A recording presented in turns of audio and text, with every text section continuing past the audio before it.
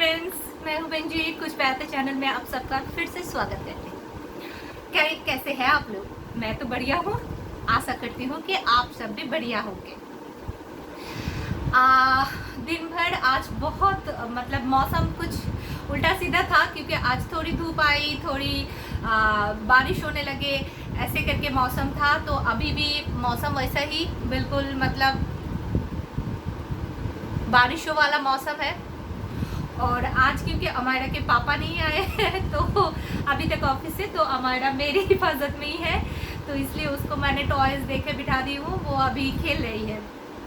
पहले अमायरा से मिल लेते हैं। अमायरा उसके बड़े से टॉयज के साथ खेले। ये उसकी फायजा मिमी ने दिया है, तो ये टॉय बहुत प्यारा है उसे। इसको पीटती भी है। इसका नाम मैंने रखा है चिकी। तो चिकी को वो पीटती भी है, तो चिकी से कुछ बातें कर रही है शायद। चलो उसको बातें करने देते हैं और हम भी आपसे बातें करते हैं। कुछ बातें मैं पहले आज बताने वाली हूँ। पिछले वीडियो ओरिएंटेड नहीं, कुछ और बातें मैं बताने वाली हूँ, क्योंकि एक पेंडेमिक सिचुएशन है। कोरोना की वजह से हम सब बहुत भयभीत है। हम सभी घर से कम निकल रहे हैं। तो इस वक्त जो चीज़ें हम लोगों के नज़र में आ रहे हैं उस बारे में हम कुछ बात करेंगे। जैसे कि मैंने पिछले वीडियो में बताया था कि मैं एफएम बहुत सुनती हूँ। एफएम में मैं रेडियो मिर्ची हो या कोई भी चैनल में एफएम बहुत सुनती हूँ। तो आज ही सुबह मुझे एफएम से पता चला कि जो एस्थमा पेशेंट है उनमें से किसी जगह पर कोई एस्थमा पेशेंट ने मास्क पहनकर वॉक करने के लिए निकले थे, और वो मतलब एस्थमा के सफरिंग थे, तो इसलिए वॉक करते वक्त उसने मास्क पहना हुआ था। और बुरी तरह से मतलब उसका सांस रुक गए, और वो मतलब अभी उसका ट्रीटमेंट चल रहा है, तो उसको बहुत ज़्यादा प्रॉब्लम हो गया था। तो मैं बात ये बताना चाहती हूँ कि कोरोना की वजह से मास्क पहनना, कोरोना की वजह से ही क्यों, मास्क तो हम लोगों को मतलब ऐसा है कि पोल्यूशन की वजह से भी मास्क डालना पड़ता है। मैं जब दिल्ली में थी तब भी कभी कभी मतलब दिवाली के बाद बहुत ज़्यादा पोल्यूशन हो जाया करते थे, तब भी हम लोग मास्क पहनते थे। तो अभी तो मास्क पहनना जैसे मैंडेटरी हो गया है। आपको कहीं जाओ तो मास्क मुँह में लगा कर ही निकलना पड़ता है। तो अभी कुछ मैं इस बारे में बताना चाहती हूँ कि कुछ इंसान ऐसे भी है जो सोचते हैं कि पुलिस की डर से मास्क पहनना चाहिए। तो क्या करते हैं कि मास्क अपने यहाँ पे लगा के चल देते हैं, और जब भी कोई पुलिस वैन या फिर पुलिस के आदमी नज़र आए तो वो मास्क को लोग ऊपर उठा लेते हैं। तो भाई ऐसा कुछ नहीं है। मास्क पहनना आपके सेफ्टी के लिए है, हमारे सेफ्टी के लिए है। तो खुद की सेफ्टी के लिए मास्क पहनना चाहिए सभी को। अगर आप बाहर निकल रहे हो, पहली बात तो ये है आप ज़्यादा बाहर मत निकलो। अगर ज़रूरत ना पड़े तो बाहर मत निकलो, और जिन लोगों को ज़रूरत पड़ता है बाहर निकलना ही पड़ता है। जैसे मेरे हस्बैंड ऑफिस जाते हैं, किसी को मार्केट जाना होता है, किसी का कोई बिजनेस है, कोई काम है, तो जाना पड़ता है। तो इस वजह से अगर कोई बाहर निकल रहे हो तो प्लीज़ मास्क डाल कर ही आप लोग बाहर निकलो। दूसरी बात है, मास्क किन किन लोगों को पहनना चाहिए, किन किन लोगों को नहीं, ये इस बारे में भी थोड़ा जानकारी रखिए। पहनना तो सबको चाहिए, लेकिन वॉक करते वक्त आप लोग मास्क मत पहने। जैसे किसी को शुगर का प्रॉब्लम है, साथ में ही उसी को अस्थमा भी है, तो अगर किसी को शुगर का प्रॉब्लम है तो उन लोगों को तो वॉक करना मतलब इवनिंग वॉक हो या मॉर्निंग वॉक हो ज़रूरी होता है। क्योंकि मेरी मम्मी को भी शुगर का प्रॉब्लम है, जो इवनिंग वॉक करती थी, अभी कोरोना की वजह से बाहर निकलना बिल्कुल बंद हो गया है, तो उनका तबीयत थोड़ा ख़राब भी रहता है। तो इसलिए मैं सबको बोल रही हूँ कि अगर शुगर की प्रॉब्लम है तो आप लोग निकलो बाहर, मास्क डाल के निकलो। लेकिन अगर किसी को अस्थमा की प्रॉब्लम है तो आप थोड़ा ध्यान में रखो। मास्क डालकर एस्थमा के पेशेंट ज़्यादा दूर तक चल नहीं सकते, उनकी रेस्पिरेटरी सिस्टम में प्रॉब्लम आ जाते हैं, उनको सांस लेने में तकलीफ होते हैं।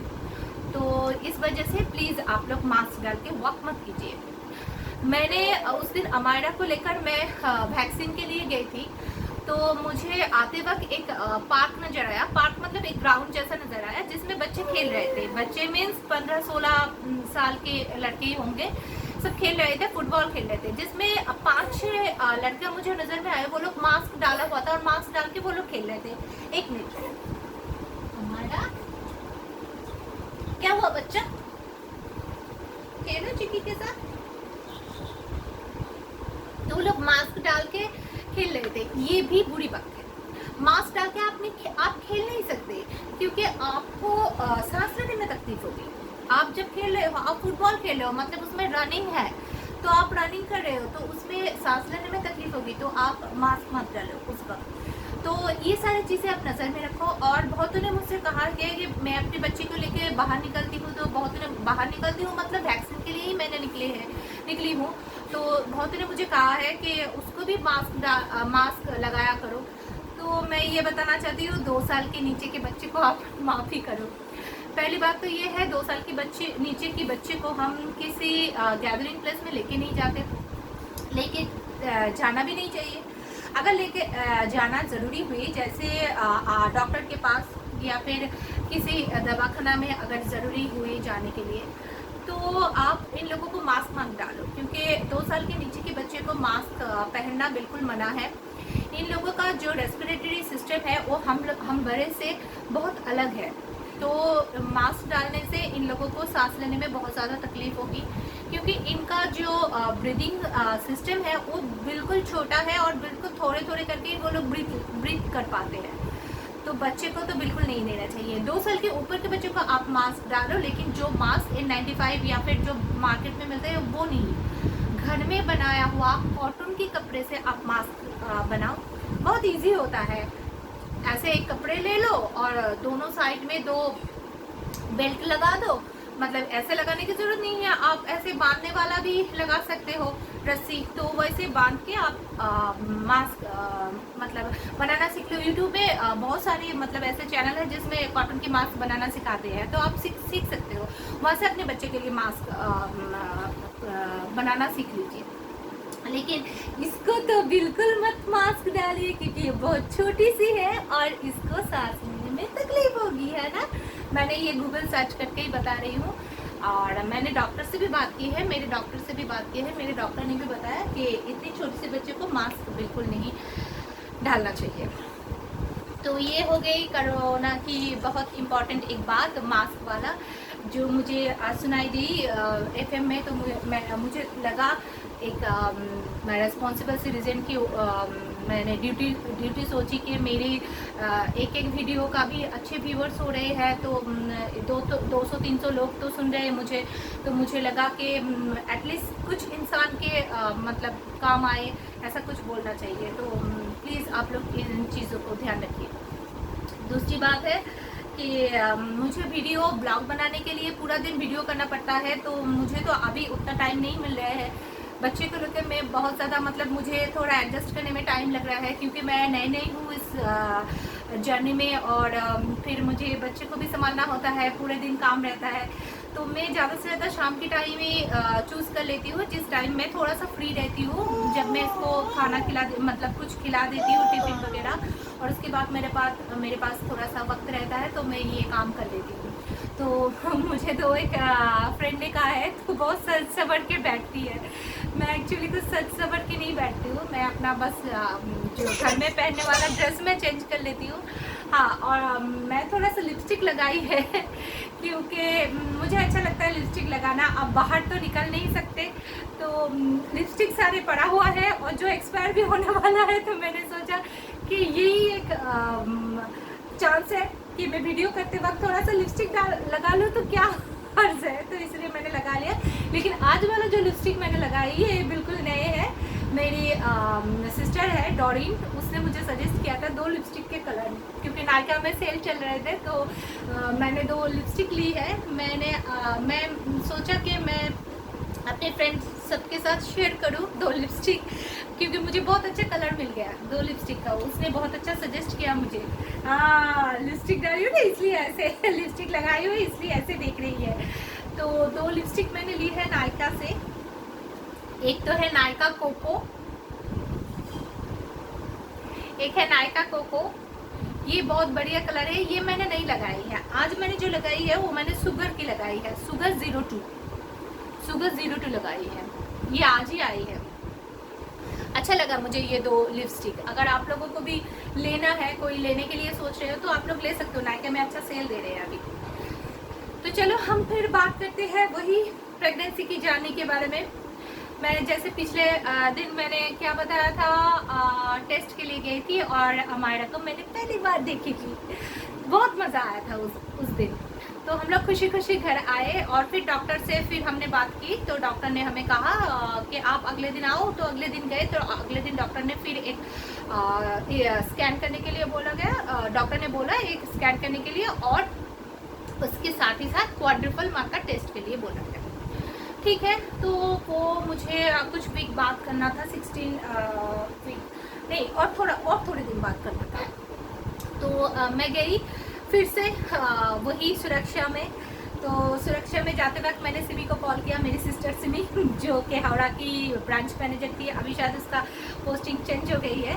तो मैंने उससे बात की कि मैं जा रही हूँ, मुझे थोड़ा हेल्प करो।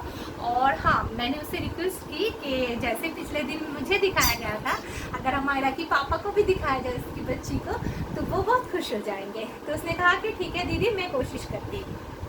तो फिर हम लोग गए सुरक्षा, और सुरक्षा जाने के बाद हम लोग बिलिंग करके बैठे हुए थे। उसके बाद पीडीसी आए और हमारी टेस्ट होने के लिए हमें बुलाया गया। एज इट इज़ बहुत बढ़िया टेस्ट था, बहुत बढ़िया लगा मुझे वहाँ पे। उन्होंने मुझे फिर से माँ कह के पुकारा और उन्होंने मुझे उस दिन सब कुछ दिखाया।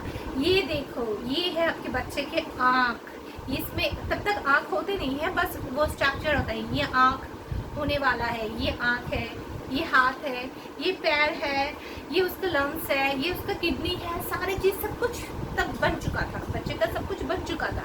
और सब कुछ मुझे डॉक्टर ने दिखाया कि ये हमारा का नाक है, ये हमारा का लिप्स है, सब कुछ मुझे दिखाया। और मुझे मतलब बहुत अच्छा लगा। फिर मैंने डॉक्टर को कहा, डॉक्टर मेरे हस्बैंड भी देखना चाहते हैं, क्या मेरे हस्बैंड अलाउ है? तो उन्होंने कहा हाँ हाँ, आपके सिस्टर ने बताया है ऊपर, तो आप लोग आओ, आपके हस्बैंड को बुलाओ। फिर मैंने अपने हस्बैंड को बुलाया। मैं बस हस्बैंड का तब एक्सप्रेशन देख रही थी कि सुप्रियो कैसे देखती है। देखो मैं सुप्रियो को कैसे वो अपने बच्चे को देखती हूँ, वो ना बिल्कुल ऐसे करके देख रहे थे और उसका मतलब जुबान बंद हो गया था, कुछ बोलने लायक थे ही नहीं। मतलब डॉक्टर से कुछ पूछे ऐसे भी लायक नहीं थे, वो बस देख रहे थे ऐसे बच्चे को। डॉक्टर सब समझा दिया कि ये देखो, ये लंग्स है, ये किडनी है, ये हार्ट है, यहाँ से ब्लड फ्लो होते हैं। देखो आपके बच्चे को कितनी अच्छी तरह से ब्लड फ्लो हो रहे हैं, उसका हार्ट बीट इतना है, हार्ट बीट सुनना चाहोगे? फिर सुप्रियो ने कहा कि हाँ मुझे सुनना है। तो फिर से डॉक्टर ने मेरे पेट में वो मशीन लगाया और डॉपलर मशीन लगाया और हार्ट बीट उसको सुनाया। तो बहुत अच्छा लगा सुप्रियो का हार्ट बीट सुन के।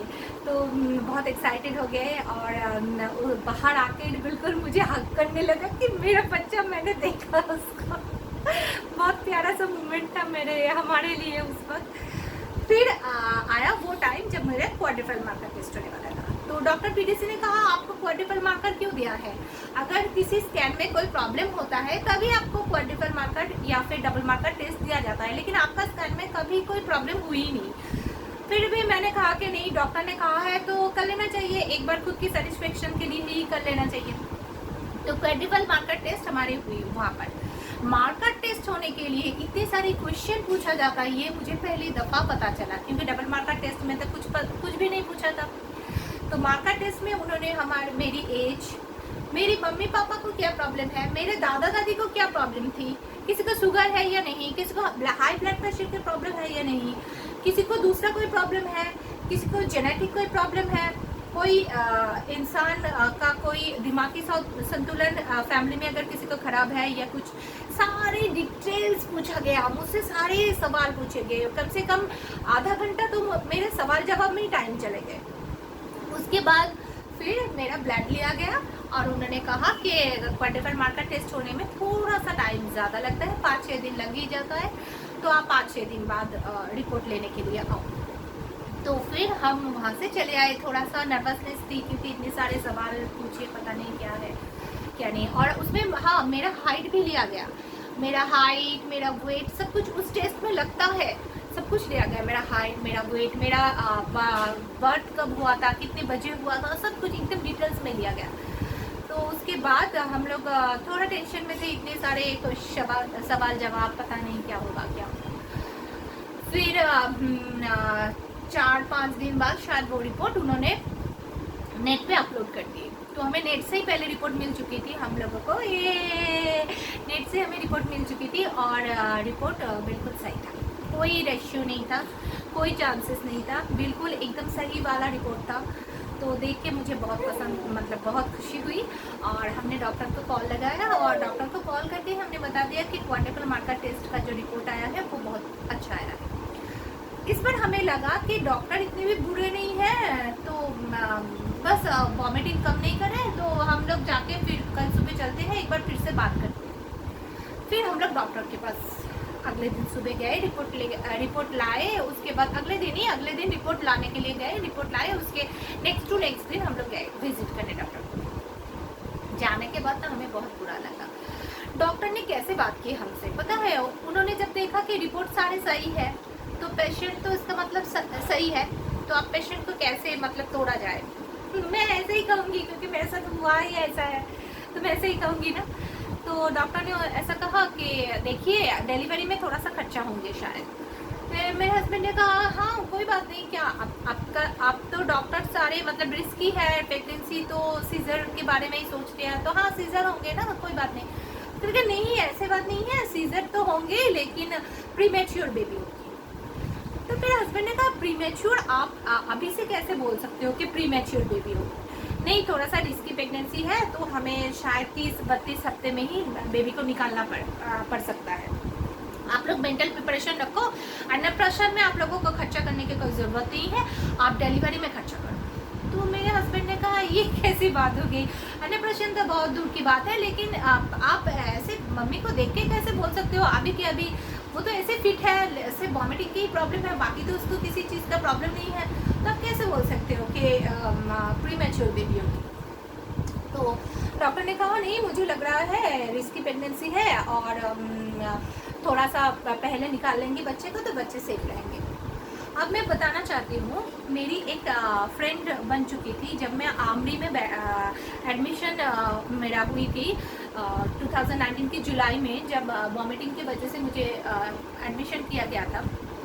तो उस वक्त मेरी जो पास वाले बेड है उसमें एक लेडी का एडमिशन हुआ था, जो कि बाद में मेरे फ्रेंड भी बन चुकी है, ब्यूटी नाम है उसका ना प्रीमेच्योर बेबी हुआ था। उसका भी 31st या फिर 32nd वीक में ही उसकी बेबी हुई थी। क्या हुआ अमायरा, क्या हुआ? देखा आप लोग, देखो कितना अमायरा कितना नॉटी हो गई है, एक जगह बैठती नहीं है, बिल्कुल बहुत चंचल हो गई है। तो उसकी बेबी हुई थी, तो उसका बेबी हुई थी, तो वो प्रीमेच्योर थी, तो वो बहुत रो रही थी। जिस दिन डिलीवरी हो ना वो बहुत रो रही थी, पता नहीं बच्चा प्रीमेच्योर एकदम छोटा सा पैदा हुआ है, कैसा होगा, बहुत क्रिटिकल सिचुएशन में था वो बच्चा, कम से कम 1 महीने हॉस्पिटल में थी। तो वो सिचुएशन हमको पता था, मैंने देखा हुआ था कि इस वक्त अगर प्रीमेच्योर बेबी होता है तो कितना प्रॉब्लम होता है।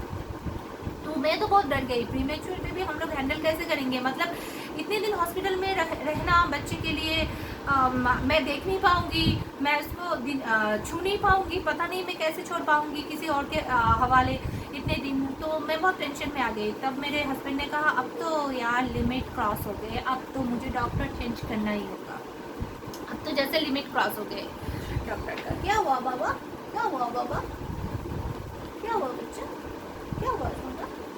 सुनना बच्चा, सुनना बच्चा। तो हमने सोचा कि डॉक्टर नींद नहीं आ रही है क्या, नींद नहीं आ रही है क्या, सोना है बाबा, सोना है।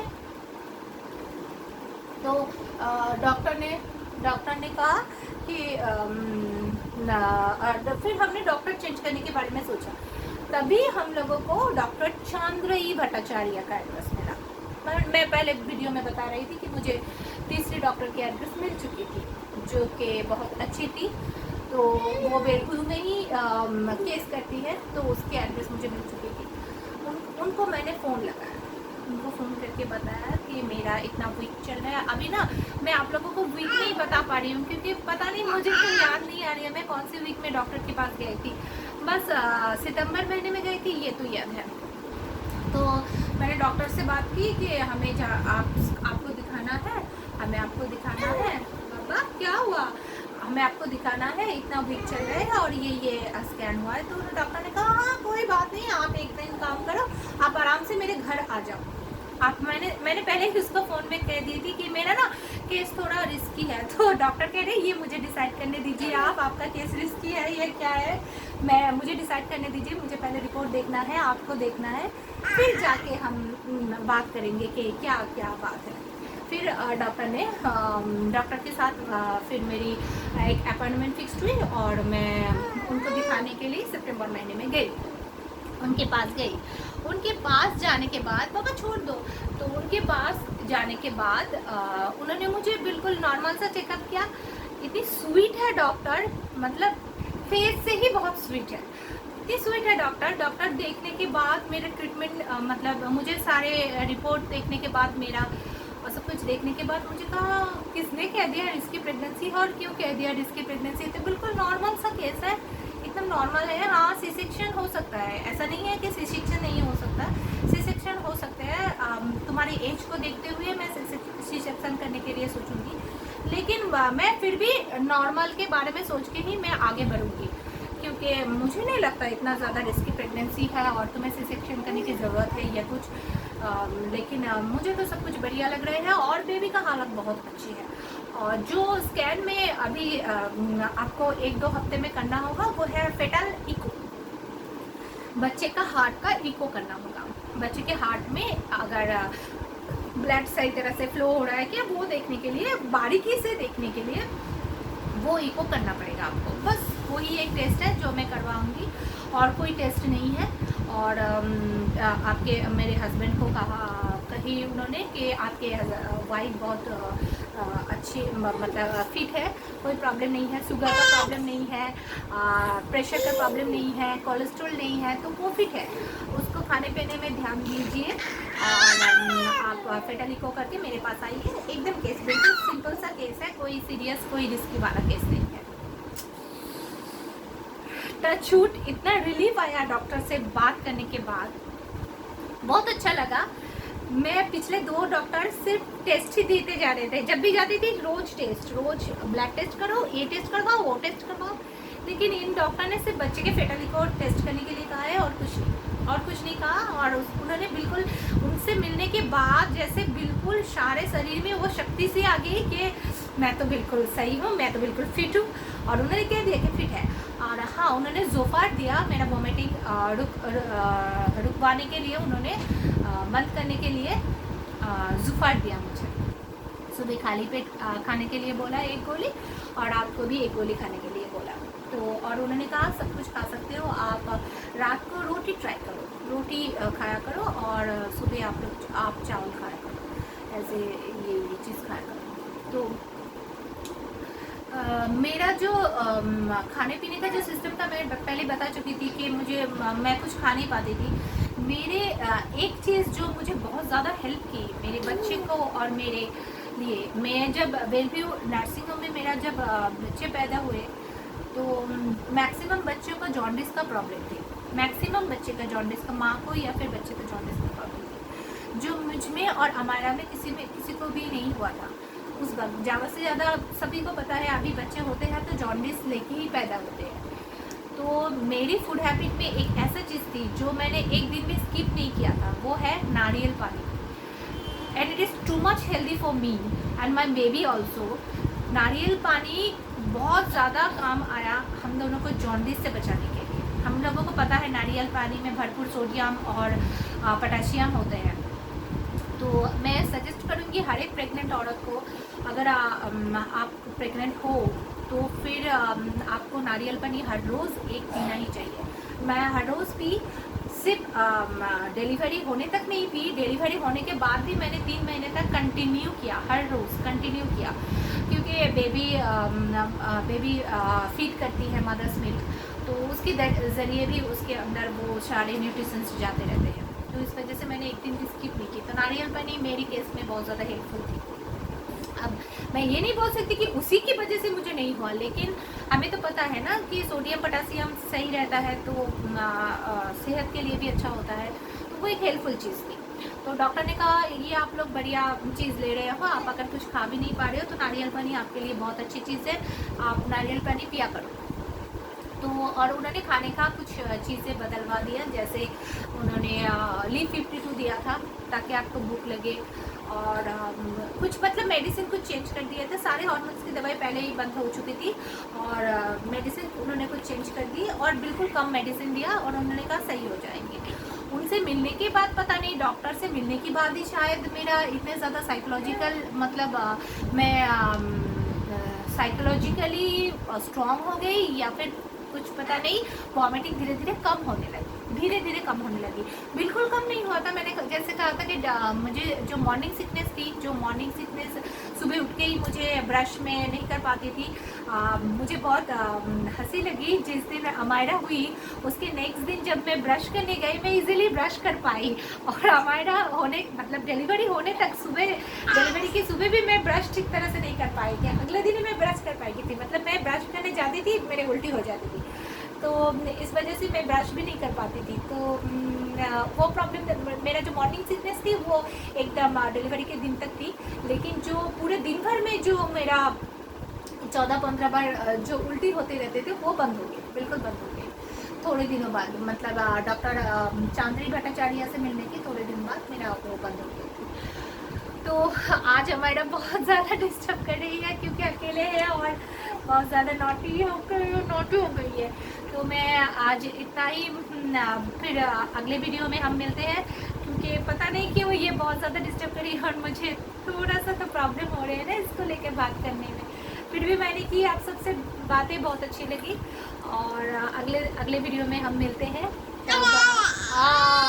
अमायरा बाय बोल रही है, अमायरा बाय बोला, अमायरा बच्चा बाय बोलो, बाय बोलो, बाय बोलो, बाय बाय, बाय बाय।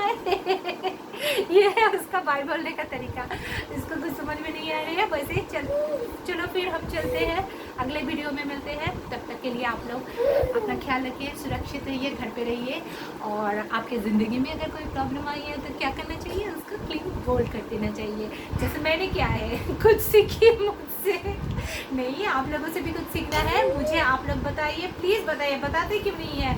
अगर आप लोगों को भी कोई प्रॉब्लम हुई है तो प्लीज़ बताइए, कमेंट कीजिए, लाइक कीजिए, शेयर कीजिए, सब्सक्राइब कीजिए। सब्सक्राइब करने के लिए नीचे देखिए एक सब्सक्राइब लिखा हुआ है रेड कलर के, उसको क्लिक कीजिए, उसके पास एक बेल आइकन की पिक्चर है, बेल आइकन को क्लिक कीजिए। इसके वजह से मैं जब भी नए वीडियो अपलोड करती रहूँगी वो वीडियो की नोटिफिकेशन आपके मोबाइल में चले जाया करेंगे।